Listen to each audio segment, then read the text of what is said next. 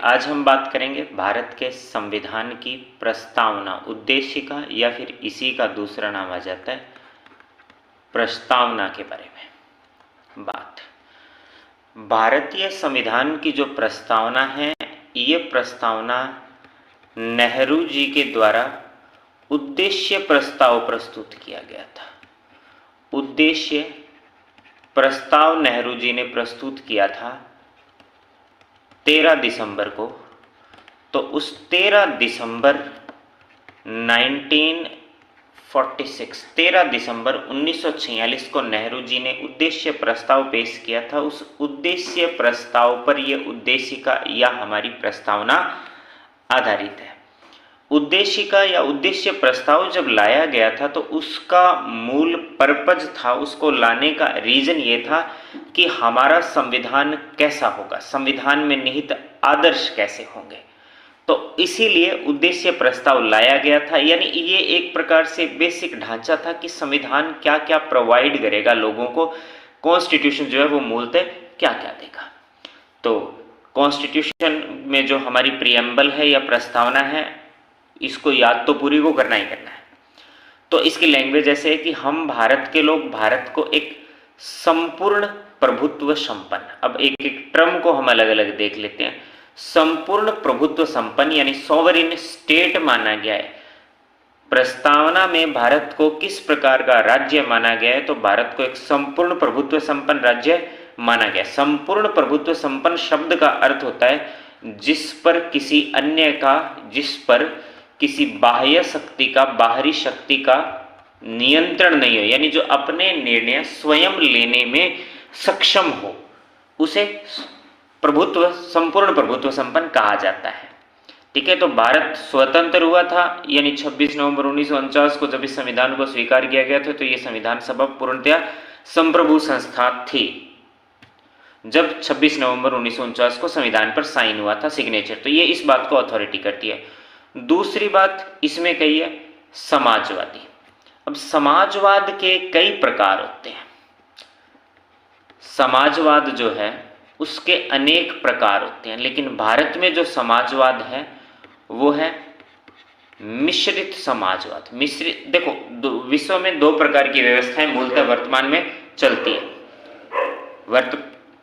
वर्तमान में विश्व में दो प्रकार की व्यवस्थाएं चलती है। एक चलती है समाजवादी व्यवस्था और एक चलती है अपने पूंजीवादी व्यवस्था।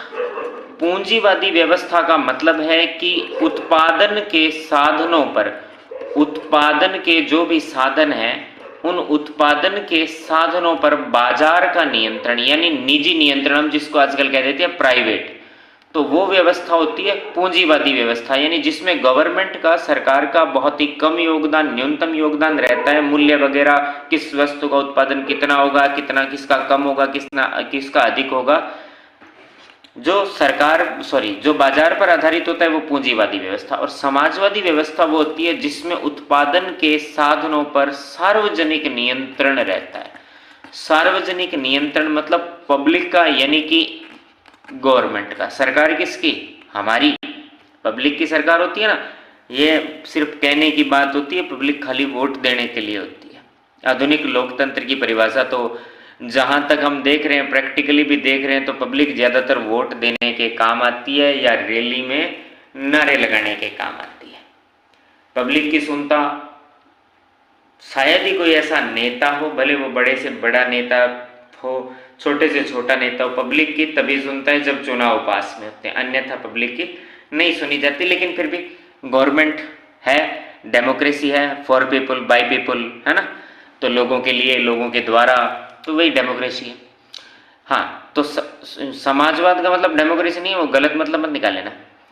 तो सार्वजनिक नियंत्रण, उत्पादन के साधनों पर जब सार्वजनिक नियंत्रण होता है, यानी राजकीय सरकार का नियंत्रण होता है, तो वो समाजवादी व्यवस्था होती है। भारतीय समाजवाद जो है ये मिश्रित समाजवाद है, या इसको हम कहते हैं प्रजातांत्रिक समाजवाद है हमारा, डेमोक्रेटिक सोशलिज्म।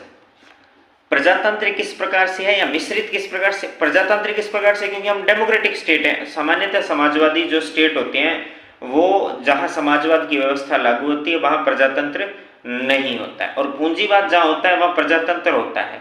अब हमने दोनों चीजों को मिक्स किया, हम प्रजातांत्रिक भी, हमने समाजवाद को भी अपनाया। हमारी अर्थव्यवस्था जो है वो मिश्रित है, तो यहां पर जो समाजवाद शब्द है इसका मतलब मिश्रित, यानी हम समाजवाद और पूंजीवाद दोनों का मिश्रण है। अब दोनों का मिश्रण कैसे हो सकता है? एक में तो उत्पादन के साधनों पर बाजार का नियंत्रण होता है, दूसरे में बाजार के साधनों पर राजकीय नियंत्रण, सार्वजनिक नियंत्रण, सरकार का नियंत्रण हो सकता है। तो दोनों का, भारत में दोनों का नियंत्रण है। दोनों का नियंत्रण कैसे? एक छोटे से उदाहरण से समझ लीजिए आप। सार्वजनिक परिवहन के जो साधन होते हैं, ये अपने रोडवेज की बसें, तो दो प्रकार की बसें चल रही है, गवर्नमेंट भी बसें चल रही है, प्राइवेट भी चल रही है, दोनों ही चल रही हैं। अब कौन सी घाटे में चल रही है, कौन सी फायदे में चल रही है, वो बाद में कभी बात का विषय है, वो आपके खुद के विचार का विषय है। तो जो रोडवेज है उन पर कैसा नियंत्रण है? सार्वजनिक नियंत्रण, पब्लिक का कंट्रोल है, और जो प्राइवेट है उन पर बाजार का नियंत्रण है। तो यही व्यवस्था हमारे पास है, इसीलिए हमारा जो समाजवाद है वो मिश्रित समाजवाद है।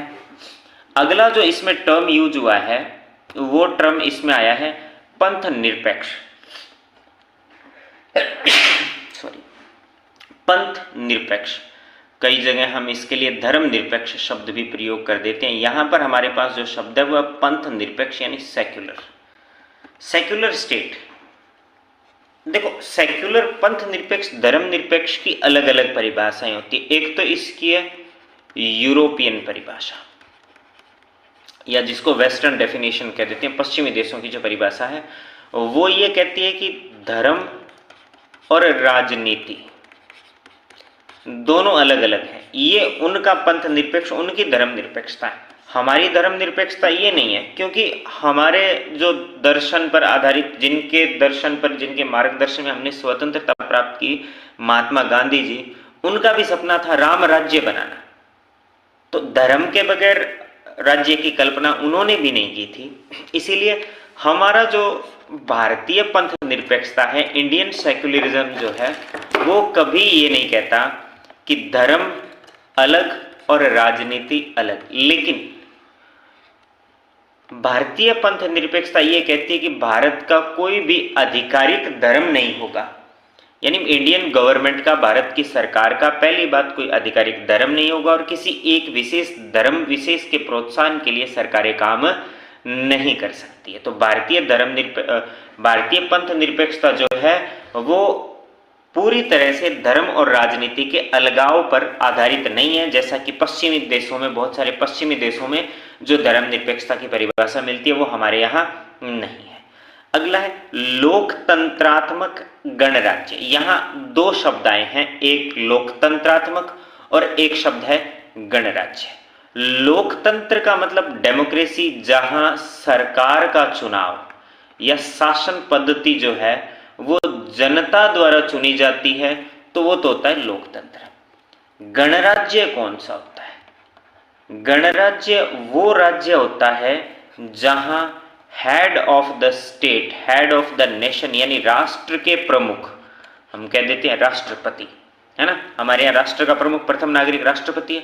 जहां हेड ऑफ द नेशन जो है वो निर्वाचित होता है, जैसे भारत में अप्रत्यक्ष रूप से निर्वाचन का प्रावधान है राष्ट्रपति का, तो वो गणराज्य कहलाएगा, जहां राज्य के मुखिया का निर्वाचन किया जाता है, न कि वो वंशानुगत है। भारत लोकतंत्र है और गणराज्य है। यदि ब्रिटेन का उदाहरण आप देखोगे, इंग्लैंड, ब्रिटेन का उदाहरण आप देखो, तो वो लोकतंत्र है, यानी वहां जनता वोट देती है, वहां के एमएलए, एमपी वगैरह जो है वो चुने जाते हैं, प्रधानमंत्री बनता है, संसद है, वहां की पार्लियामेंट है, उसके लिए लोग वोट करते हैं, तो लोकतंत्र है। लेकिन जैसे भारत में राष्ट्रपति है, वैसे ब्रिटेन में वहां का किंग या क्वीन होता है, वहां का प्रथम नागरिक, और उसका चुनाव नहीं होता है। इसीलिए ब्रिटेन जो है वो गणराज्य नहीं है, लेकिन भारत जो है वो गणराज्य है। तो हम भारत के लोग भारत को एक संपूर्ण प्रभुत्व संपन्न समाजवादी पंथ निरपेक्ष लोकतांत्रिक गणराज्य बनाने के लिए तब था। इसके समस्त नागरिकों को, अब इसमें यहां गौर करिएगा, सामाजिक, आर्थिक और राजनीतिक न्याय, क्वेश्चन कई बार आता है, भारतीय संविधान की प्रस्तावना में कितने प्रकार का कितने प्रकार के न्याय का वर्णन किया गया? तो 3 प्रकार का न्याय। कैसा? सामाजिक न्याय, आर्थिक न्याय और राजनीतिक न्याय। अब सामाजिक न्याय के प्रावधान भी हमारे कॉन्स्टिट्यूशन में लिखे हुए हैं, आर्थिक न्याय, राजनीतिक न्याय, सबके प्रावधान हमारे कॉन्स्टिट्यूशन में लिखे हुए हैं। तो भारतीय संविधान में 3 प्रकार के न्याय का वर्णन किया गया, सामाजिक, आर्थिक और राजनीतिक न्याय। स्वतंत्रता कितने प्रकार की है? विचार, अभिव्यक्ति, विश्वास, धर्म और उपासना। विचार, अभिव्यक्ति, विश्वास, धर्म और उपासना। तो ये स्वतंत्रता की भारतीय संविधान की प्रस्तावना में कितने प्रकार की स्वतंत्रता का वर्णन है? 5 प्रकार की। विचार, अभिव्यक्ति, विश्वास, धर्म और उपासना की स्वतंत्रता। समता, समता या समानता। समता, प्रतिष्ठा और अवसर की समता। यानी कितने प्रकार की समता? 2 प्रकार की। यानी ध्यान रखो फिर से कि प्रस्तावना में भारत को किस प्रकार का राज्य बताया गया? तो संपूर्ण प्रभुत्व संपन्न बताया गया, समाजवादी बताया गया, पंथ निरपेक्ष बताया गया, लोकतंत्रात्मक गणराज्य बताया गया। कितने प्रकार का न्याय? 3 प्रकार का। सामाजिक, आर्थिक, राजनीतिक। कितने प्रकार की स्वतंत्रता? 5 प्रकार की स्वतंत्रता। विचार, अभिव्यक्ति, विश्वास, धर्म और उपासना। समता, प्रतिष्ठा और अवसर की समता। तथा उन सब में व्यक्ति की गरिमा और राष्ट्र की एकता और अखंडता सुनिश्चित करने वाली बंधुता बढ़ाने के लिए दृढ़ संकल्प होकर अपनी संविधान सभा में आज तारीख 26 नवंबर 1949, यानी ये हमारे संविधान के अधिनियमित होने की तारीख बताता है 26 नवंबर 1949। हालांकि विधिवत रूप से सभी अनुच्छेद जो थे वो 26 जनवरी 1950 को लगे थे, लेकिन 26 नवंबर 1949 से ही बहुत सारे प्रावधान लागू कर दिए गए थे। इसीलिए इस पर साइन भी 26 नवंबर 1949 के हैं। इसके बाद भी कुछ चीज़ें जोड़ी गई थी और आखिरी बार साइन उसके बाद लागू किया गया था 26 जनवरी को, विधिवत रूप से लागू हुआ था। अब ये पहले ही लागू हो गया क्योंकि देखो 26 जनवरी 1950 को हमने क्या मनाया था? अपना पहला गणतंत्रता दिवस मनाया था 26 जनवरी 1950। तो उस दिन राष्ट्रपति कौन होंगे?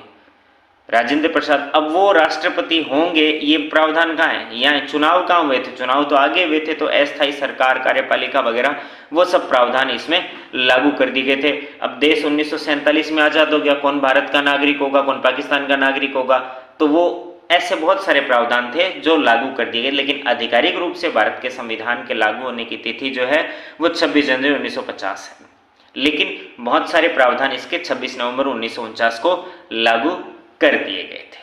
तो ये प्रस्तावना और प्रस्तावना का मूल मीनिंग, प्रस्तावना में आने वाले कुछ क्वेश्चन है, प्रस्तावना के बारे में कुछ और फैक्ट्स है, कुछ और बातें हैं देखने लायक प्रस्तावना में, तो वो हम देख लेते हैं कि प्रस्तावना में और कौन कौन सी चीजें आ सकती है। अगला, प्रस्तावना से संबंधित यदि क्वेश्चन बनता है तो वो प्रस्तावना क्यों इंडियन कॉन्स्टिट्यूशन से संबंधित भी हो सकता है, भारतीय संविधान से संबंधित भी हो सकता है। वो क्वेश्चन है कि भारतीय संविधान का उद्देश्य क्या है। अब ये उद्देश्य का है तो ऑब्वियसली इसमें उद्देश्य होगा। तो भारतीय संविधान का उद्देश्य क्या है? भारतीय संविधान का उद्देश्य है न्याय, स्वतंत्रता, समता और बंधुता। ये भारतीय संविधान के उद्देश्य है कि न्याय किस किस प्रकार का, वो अलग बात है, स्वतंत्रता, समानता देनी और बंधुत्व बढ़ाना, ये भारतीय संविधान के मुख्य उद्देश्य है। तो भारतीय संविधान के उद्देश्य हो गए न्याय, स्वतंत्रता, समता और बंधुता। अब ये जो लैंग्वेज है ना, हम भारत के लोग, ये लैंग्वेज ली गई है यूएनओ की प्रस्तावना से, यूनाइटेड नेशंस ऑर्गेनाइजेशन, संयुक्त राष्ट्र संघ की प्रस्तावना से। उसकी भी फर्स्ट लाइन कुछ इसी तरह से आती है, we the people of world. तो ये आ गया we the people of India. तो ये जो प्रारंभिक लाइन है ये हमने यूएनओ के कॉन्स्टिट्यूशन से उठाई है, ठीक है। और प्रस्तावना में कुछ चेंजेज हुए थे, 3 शब्द जोड़े गए थे। 42वां संविधान संशोधन 76 में हमारी जो संविधान की प्रस्तावना है इसमें 3 शब्द जोड़े गए थे, ठीक है। तो ये अब तक एक ही बार संशोधन हुआ है इसमें, इसके अलावा इसमें संशोधन हमारा संविधान जो है उसमें नहीं हुआ है। तो जो 3 शब्द जोड़े गए थे वो 3 शब्द थे समाजवादी और पंथ निरपेक्ष। 2 तो शब्द ये थे और अगला शब्द था अखंडता। कि राष्ट्र की एकता और अखंडता सुनिश्चित करने वाली बंधुता बढ़ाने के लिए, यानी जो प्रस्तावना है उसमें केवल एक ही बार संशोधन हुआ है, वो हुआ है 42वें संविधान संशोधन अधिनियम 1976 के द्वारा। जब इसमें संशोधन किया गया था तो इस पर वाद उठा था कि क्या इसमें जो हमारी प्रस्तावना है उसमें संशोधन किया जा सकता है या नहीं किया जा सकता। अब संशोधन किया जा सकता है, नहीं किया जा सकता, तो संविधान के भाग में संशोधन कर सकते हैं, लेकिन मुद्दा यह था कि प्रस्तावना संविधान का भाग है या नहीं है। अगर प्रस्तावना संविधान का भाग है फिर तो इसमें संशोधन हो सकता है, भाग नहीं है तो संशोधन नहीं हो सकता। तो बहुत सारे कोर्ट ने कभी कहा कि है, नहीं है, लेकिन वर्तमान में मूल स्थिति यही है कि प्रस्तावना में संशोधन किया जा सकता है। संविधान संशोधन अधिनियम के द्वारा प्रस्तावना में संशोधन किया जा सकता है, लेकिन वही केशवानंद भारतीवाद की मूल स्थिति कि मूल ढांचे में हम परिवर्तन नहीं कर सकते। मूल ढांचे में परिवर्तन के अलावा हम भारतीय संविधान की प्रस्तावना में किसी भी प्रकार का संशोधन हमारी जो संसद है वो कर सकती है। तो ये थी हमारी प्रस्तावना, प्रियम्बल।